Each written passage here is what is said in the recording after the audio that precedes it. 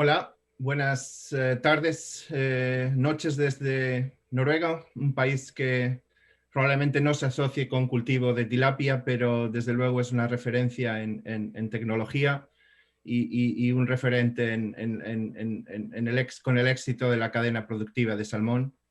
Quiero agradecer al doctor Espejo y al doctor Germán y al resto de San Marino y Talcol la invitación. Y espero que encontréis interesante lo que os voy a hablar. He estructurado la palestra en tres componentes. Una introducción a nuestro grupo y a nuestras actividades. Y voy a usar dos case studies para ejemplarizar lo que significa la innovación en genética en los últimos años. Uno con el desarrollo de un producto específico para resistencia a estreptococos y otro estudio de la aplicación de técnicas de selección genómica en tilapia. En primer lugar, para recordar a los asistentes, desde el 2017 Genomar es parte de un grupo mayor, el EW Group, con posiciones muy importantes en diferentes cadenas productivas de proteína, especialmente en la cadena productiva de corte, de ponedoras, turkeys y acuicultura, donde tenemos actividades en salmónidos, en truchas y en tilapia. ¿Por qué tilapia? Creo que esto es algo que todos somos bastante conscientes.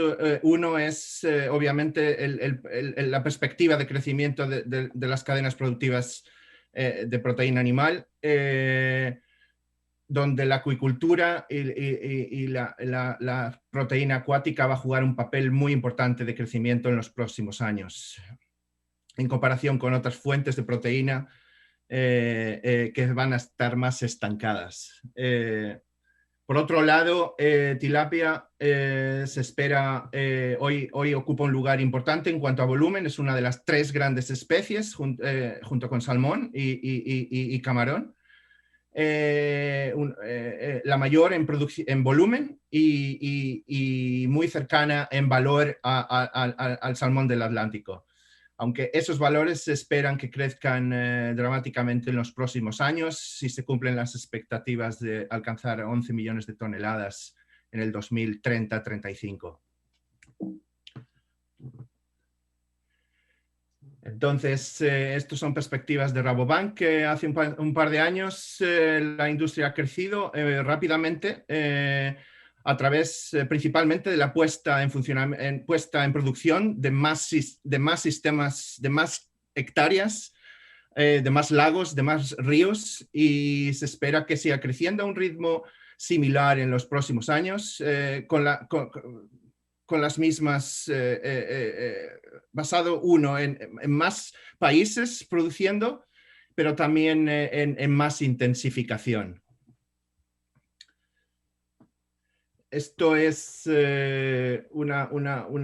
aquí os presento una perspectiva del mercado de alevines mundial, estimando unos 30 a 35 billones de alevines de demanda mundial, donde están distribuidos por todo el mundo. Obviamente el peso importantísimo de Asia, y con 3-4 jugadores de gran tamaño, China, Bangladesh, sobre 4 a 5 billones de alevines, Filipinas, Indonesia y seguido por Egipto.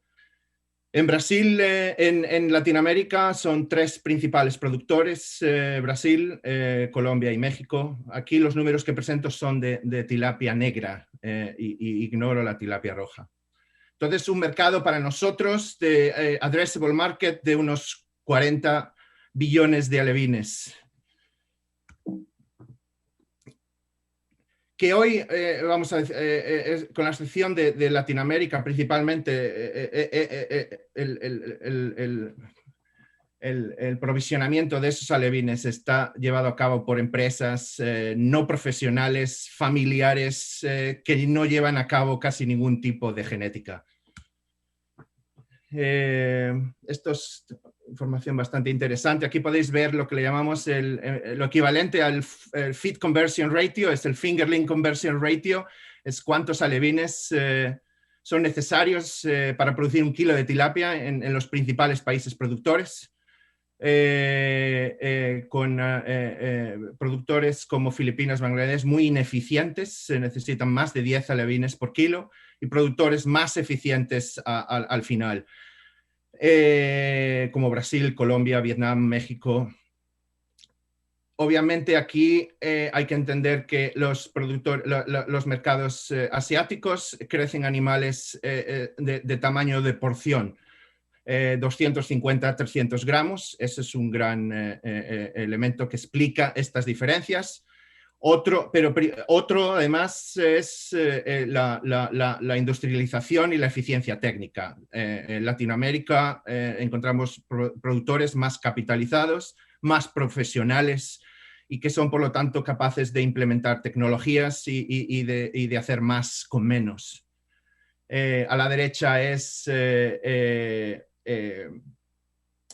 la relación abajo en el eje X entre el volumen de producción anual en kilotons y la demanda de alevines en el eje Y.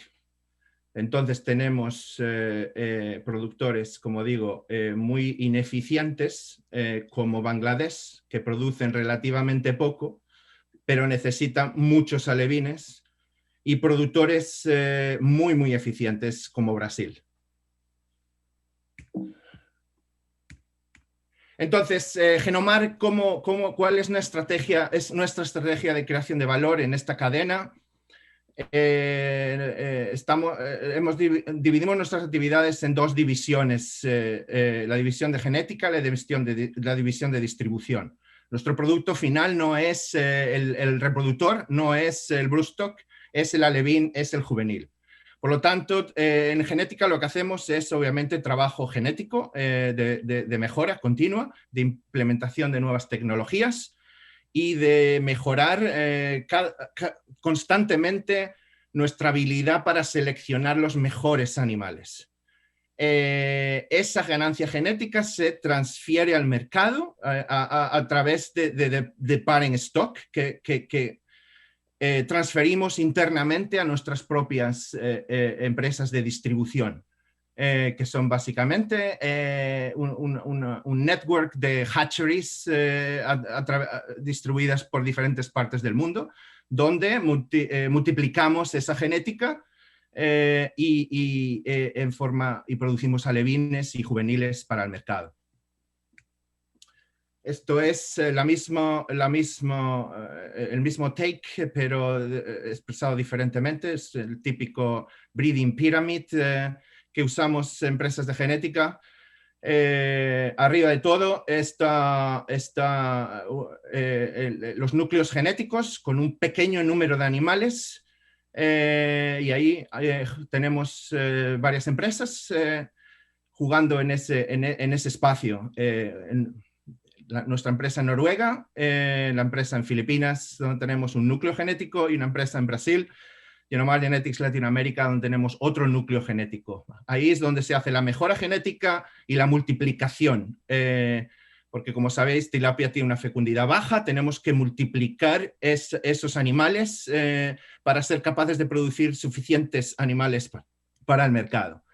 Y después la parte de hatchery y nursery, lo mismo, tenemos diferentes empresas en diferentes partes del mundo. En Brasil, Aquabel, que ahora se llama Aquagenetics do Brasil, Genomar Genetics Asia, en Malasia, Genomar Supreme Philippines.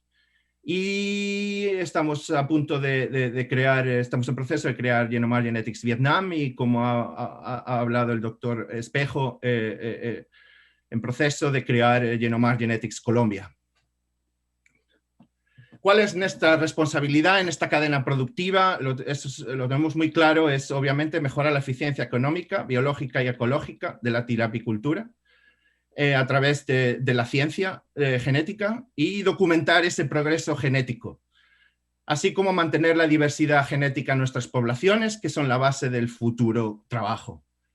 Y en la diseminación del material genético, nuestra responsabilidad es la disponibilidad de semilla de tilapia todo el año, algo muy importante, particularmente en localizaciones donde hay variaciones estacionales en la capacidad de producir tilapia. Es tener una tecnología de producción de semilla eficiente y sostenible con el medio ambiente y productos sobre todo libres de enfermedades. En su conjunto tenemos 3 marcas, 3 programas de mejora genética: Genomar en Asia, Aquabel y Aquamérica en Latinoamérica. Hacemos altas inversiones de más de un 10% de nuestra facturación en investigación y desarrollo. Somos la primera empresa en introducir selección genómica en tilapia. Tenemos más de 30 generaciones de mejora acumulada en la variedad Genomar. Operaciones en Brasil, Filipinas, Vietnam, Malasia y Noruega, y expandiéndonos en otros países. 2 centros de mejoramiento genético, uno en Asia, otro en Latinoamérica, y 14 centros de producción de alevines y 2 de juveniles. Ventas de 200 millones de unidades en el año 19-20 y un objetivo de 340 en el 2021, y somos casi 350 empleados. Nuestra estructura de multiplicación y genética, hablé antes, es Genomar, es Brasil y es Filipinas. Estamos en este momento ejecutando una inversión de casi $4 millones en el estado de Tocantins para hacer un centro de referencia latinoamericano en mejoramiento genético. Y donde tenemos y estamos trabajando junto con las autoridades de agricultura del país para compartimentalizar para ciertas enfermedades esta estructura. Las infraestructuras de distribución, hatcheries, están localizadas principalmente en Brasil, donde tenemos una cuota de mercado de un 25-30%. Tenemos unas 10 o 11 pisciculturas. Y en Asia tenemos 2 unidades en Filipinas, en Malasia una y otra en Vietnam. Y ahí marco Colombia, que es nuestro siguiente objetivo. Somos una referencia en investigación genómica, hacemos ciencia de verdad, hacemos ciencia seria y que es validada por los principales journals de genética mundiales. Y aquí os pongo algún ejemplo de nuestras últimas publicaciones. ¿Cómo vemos la tilapia del futuro? Lo vemos como algo mucho más complejo de lo que ha sido hasta ahora, de una mejora genética enfocada al crecimiento. Nos estamos moviendo a una imagen mucho más compleja, como reflejando la complejidad de los sistemas de producción y la complejidad de la tilapia, del mundo de la tilapia.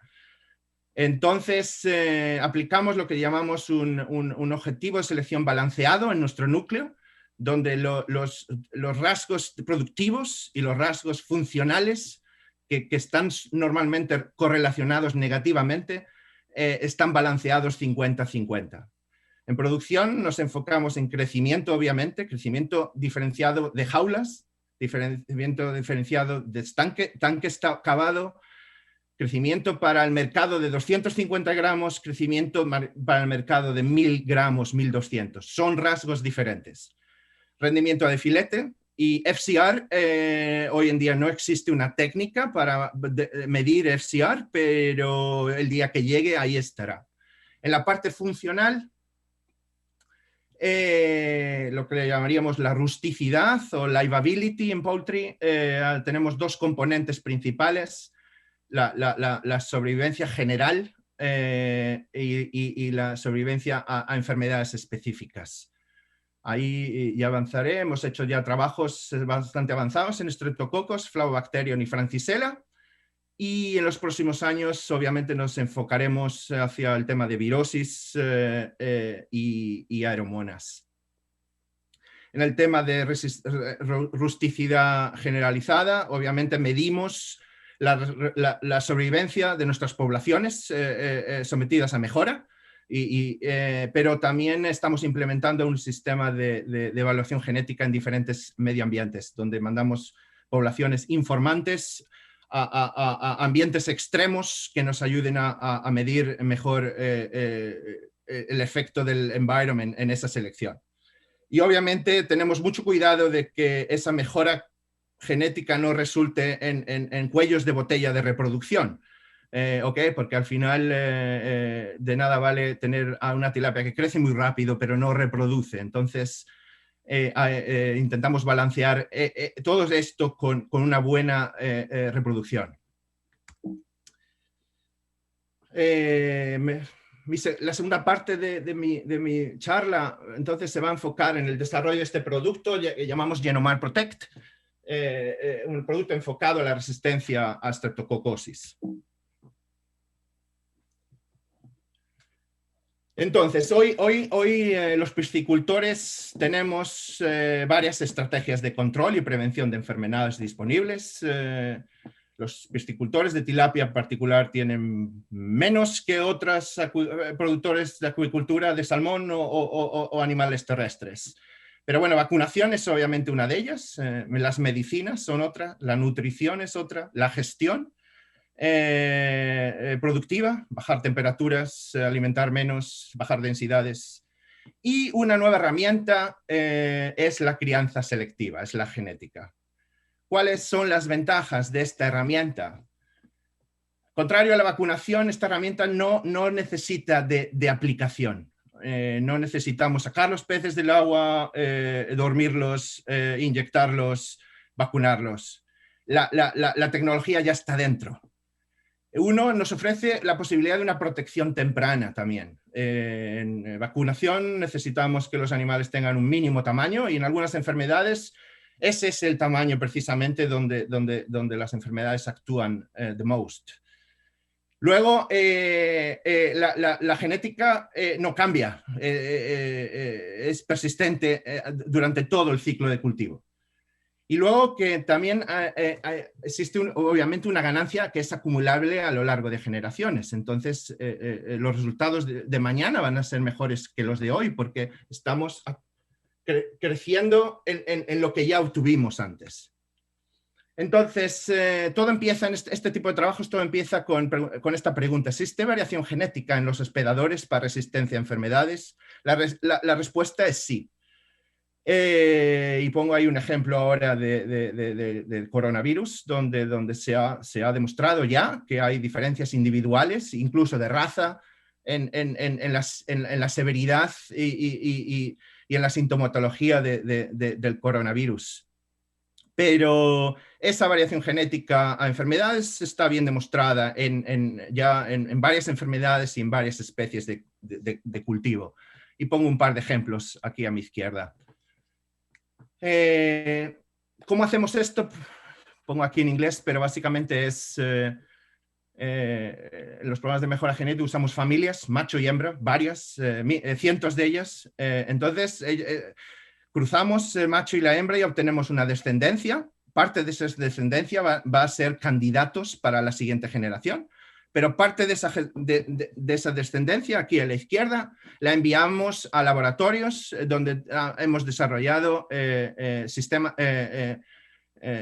estandarizados de desafío sanitario. ¿Okay? Desafiamos esos animales junto con otras familias para un particular patógeno. Y colectamos información que luego podemos usar en los candidatos reales que quedan dentro de nuestro núcleo para selección. Entonces, aquí hay un trabajo continuo de evaluación genética en todas las generaciones. Entonces, esto es un ejemplo de lo que obtenemos después de esos estudios. Ahí veis Streptococcus 1b y Streptococcus 3 a la derecha. Y la variación genética en sobrevivencia, cada línea de esas es una familia. Entonces, tenemos familias que han sobrevivido al 100%, una ahí arriba, y tenemos familias que les ha ido muy mal, con una sobrevivencia menor del 10%. Y lo mismo contra el serotipo 3. Una vez que hemos hecho eso, ok, hemos calculado la heritability, estamos convencidos de que hay una variación genética en la población que podemos explotar. Empezamos, obviamente, a hacer un trabajo de selección. Los animales con el mayor mérito genético para este rasgo, resistencia a estreptococos, se selecciona y se cruzan entre sí. Es un trabajo de varios años, pero luego llegamos después de 2 o 3 años de selección, llegamos a una validación experimental, ¿okay? Que fue publicada hace poco, donde lo que hicimos es comparar la población seleccionada con una población normal. Y realmente nos dio los resultados esperados de una variación. Como podéis ver a la izquierda, la probabilidad de sobrevivencia de la población seleccionada es de más de un 60, casi un 70%, en contra de un 55% de la población normal. Esto obviamente fue muy importante para nosotros, confirmar de que estábamos en el camino cierto. El siguiente paso es el ensayo en condiciones comerciales. Esto es algo que estamos haciendo ahora mismo en Asia, en una piscicultura comercial de gran escala. Aquí estamos comparando vacunas, animales vacunados, animales no vacunados, animales con resistencia genética y animales sin resistencia genética. Entonces, aquí veis, este ensayo aún no ha terminado, llevamos 60 días con ello, comenzó a un peso medio de 20 gramos, 30 gramos vacunados. Como podéis ver, la línea de arriba, roja, son animales no vacunados y no seleccionados. Estos ya acumulan más de un 30% de mortalidad. Por cierto, colectamos muestras de moribundos durante este periodo y mandamos al laboratorio para confirmar que la muerte es estreptococos. Y como podéis ver ahí, en violeta es animales seleccionados y vacunados que dan los mejores resultados, con una mortalidad acumulada de un 10%. Y en el medio, pues son animales en verde, animales vacunados, no seleccionados, y en azul, animales seleccionados y no vacunados. Entonces, luego hago una conclusión, pero básicamente, obviamente, indica, hay una complementariedad, una sinergia entre la vacunación y la genética. Y hay resultados bastante similares entre genética y vacunación. El ensayo no ha terminado. Lo que esperamos también es que la genética persista más en el tiempo que la vacunación. Y por tanto, esas dos gráficas puede que converjan al final. Aparte de streptococos, tenemos líneas de investigación con otros patógenos, Francisella asiática y Parabacterium columnaris, donde estamos siguiendo un camino similar. Podéis ver ahí la variación genética de las familias a un desafío estandarizado. Y debajo son los que le llamamos un Manhattan plot, porque es como la figura de Manhattan, son los diferentes cromosomas de tilapia y ahí nos permite ver si hay algún punto del cromosoma que se relaciona con resistencia a la enfermedad. Por último, os presento aquí rápidamente un cronograma de cómo ha sido este trabajo. ¿Okay? Empezamos en el 2006 con el desarrollo del modelo de desafío, porque no existía. Tuvimos que crearlo nosotros. Luego vino un trabajo de evaluación de las familias, un trabajo de selección y de multiplicación. El producto está ahora siendo lanzado en Asia, pero como podéis ver, es un trabajo de mucho tiempo, de 4 o 5 años, pero del que estamos muy orgullosos y que esperamos obviamente introducir en el mercado en Colombia en los próximos años. Conclusión, existe variación genética en tilapia para resistencia, tolerancia a la infección por Streptococcus agalactiae. La cría selectiva de individuos con alto valor genético resulta en diferencias significativas de sobrevivencia, tanto en infecciones experimentales como en infecciones en condiciones de cultivo comercial. La resistencia genética puede ser una estrategia, y es una estrategia complementaria y sinérgica con la vacunación. la resistencia genética es una estrategia revolucionaria donde los sistemas de manejo no permiten la vacunación, como la mayor parte de Asia. Y la resistencia genética es un proceso continuo y nuevas versiones del producto van a generar ventajas mayores. Por último, hablaros un poco de selección genómica. Este es el camino, la escalera, ¿no? Tecnológica que han seguido muchas especies vegetales y que está siguiendo tilapia. Antes de esa selección tradicional basada en métodos cuantitativos, hay, por supuesto, una selección intuitiva que llega al origen de los tiempos, siendo la selección una de las tecnologías más antiguas, junto con el fuego. Llevamos seleccionando animales desde que el hombre es hombre. Pero hablo de traditional selection, un paquete tecnológico que se generó en los años 50, 60. Eso se ha movido hacia la parte más genómica en los últimos años, con asistencia por marcadores concretos, y ahora mismo selección genómica, donde se usan marcadores distribuidos por todo el genoma. El futuro es probable que los costes de genotipado bajen tanto que se pueda secuenciar los 2 billones de letras del genoma de tilapia y usar 2 billones de puntos de información para selección.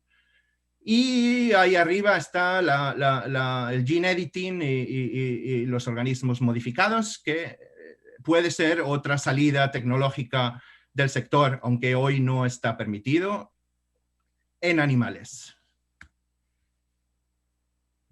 Entonces, para llegar a usar datos del genoma para informaciones de selección, lo primero que tenemos que hacer es invertir en el desarrollo de herramientas genómicas. Y una de esas herramientas son los SNP chips, SNP arrays. Veis ahí un ejemplo abajo. Son básicamente estructuras físicas donde podemos determinar el genotipo en 50.000 puntos distintos. Cada uno de esos cuadraditos es un animal y dentro de ahí hay 50.000, digamos, columnas que nos permiten determinar el genotipo concreto en cada uno de esos 50.000 puntos. El grupo IW Group tiene experiencia en esto, no solamente con tilapia, pero también con salmón y con rainbow trout. Hemos desarrollado varias herramientas en los últimos años. Ahí arriba es la máquina que permite leer esas estructuras. Otra cosa que hay que hacer para poder utilizar genómica es el ensamblaje del genoma, ¿ok? Tenemos que tener un libro. El ensamblaje es como un libro. Entonces, hoy en día no hay ninguna máquina que nos permita, digamos, leer un libro desde el principio hasta el final. Hay que cortar el libro en piezas muy pequeñitas y secuenciarlo. Y después esas piezas, miles de piezas, hay que juntarlas en el orden concreto. Esto es algo que hemos hecho también en los últimos años produciendo el ensamblaje propio del genoma de nuestra variedad. Y después de que tienes el libro, la secuencia de letras en el orden concreto, hay que dividir ese libro en capítulos, en cromosomas. Eso es lo que le llamamos linkage maps, ¿vale? Entonces, esas letras, si están dentro de un mismo cromosoma, están relacionadas entre sí. Entonces, hay la probabilidad de que sus relaciones entre ellas se rompan incrementa con la distancia entre ellas. Eso nos permite determinar cuántos cromosomas hay y dónde está cada letra dentro del cromosoma. Nile tilapia tiene 22 cromosomas y sobre 2 billones de letras en su genoma. Entonces, ¿en qué consiste la selección genómica?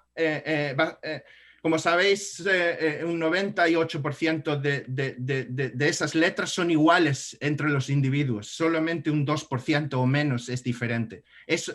Nosotros trabajamos con esa variación, con esas diferencias. En particular, un tipo de diferencia que se llama SNPs, Single Nucleotide Polymorphisms, que son diferencias puntuales en un punto concreto. Hay probablemente más de 5 millones de polimorfismos en el genoma de tilapia. Entonces, hemos segregado 50.000 de ellos, es suficiente, nos da un coverage de todo el genoma para genotipado. Y lo que hacemos es, usamos una población para entrenamiento. Lo que tenemos es una población que medimos el fenotipo, por ejemplo, rendimiento de filete, y hacemos la secuencia para esos 50.000 puntos. Entonces, a través de bioinformática y estadística, podemos saber la contribución infinitesimal de cada uno de esos puntos al fenotipo final. Es como una gran ecuación de 50.000 puntos que explican el fenotipo. Esas ecuaciones podemos usarlas sobre poblaciones que no genotipamos para estimar el valor genético. Otra de las ventajas de selección genómica es que nos permite determinar las relaciones de parentesco en los individuos con mayor precisión. En teoría, 2 hermanos son iguales en un 50%, pero en realidad eso varía, como veis ahí. Puede llegar al 75% y en otros casos solo al 25%. Quiere decir, entonces es muy importante para la precisión de la selección que sepamos exactamente cuál es esa relación de parentesco. Antes de genómica teníamos que asumir que los hermanos eran un 50% y los medios hermanos eran un 25%. Y esto es muy importante. Aquí la genómica nos permite estimar el mérito genético con mucha más precisión en aquellos casos donde el rasgo genético lo medimos en hermanos, en informantes. Por ejemplo, el rendimiento de filete tenemos que matar los animales para obtener la información. Esos animales no los seleccionar porque están muertos. Entonces, usamos el valor genético de esa familia para seleccionar. Pero dentro de una familia, como veis aquí a la derecha, hay mucha variación. Hay animales que son mucho mejores que el valor genético de la familia y animales que son peores. En los métodos antiguos teníamos que escoger aleatoriamente cualquier animal dentro de la familia. Ahora somos capaces de escoger exactamente qué individuo dentro de la familia tiene el mejor mérito genético. Y esto resulta en una mayor precisión de selección, ¿ok? Esto es un ejemplo para tamaño de cosecha, rendimiento de filete y estreptococos a la derecha. Arriba son las mejoras que obtenemos en accuracy, en accuracy, basado en el método antiguo de pedigree y en el método de genómica. Y eso resulta abajo en un potencial mayor de ganancia genética. Si antes ganábamos 55 gramos por generación cuando seleccionamos 100% por crecimiento, ahora podemos obtener 111 gramos. Recordar que nunca seleccionamos 100% por crecimiento, ¿ok? Entonces la ganancia real es menor, pero si lo hiciéramos, este sería el potencial. Aquí en rendimiento de filete, si antes obteníamos un incremento de 1.96 del rendimiento de filete relativo, o sea, si es un 39%, obteníamos un 1.96% más de 39, ahora hacemos 2.35. Y lo mismo con estreptococos, que era otro de esos rasgos que no podemos medir en los candidatos para selección, lo medimos en informantes. Conclusión. Hay tendencias fuertes a la profesionalización y sofisticación del trabajo de cría selectiva de tilapias con nuevas tecnologías y mayor enfoque a la rusticidad de los animales, siguiendo las mismas tendencias que vemos en producción animal y vegetal. La mejora genética, la selección artificial es una poderosa herramienta de cambio y solo hay que ver al mundo natural y la variación de formas y de especies para ser testigo de ello. Y nuestro grupo pues, tiene un compromiso a largo plazo con el desarrollo y comercialización de variedades mejoradas de tilapia que respondan a las necesidades de la industria y del mercado. Muchas gracias.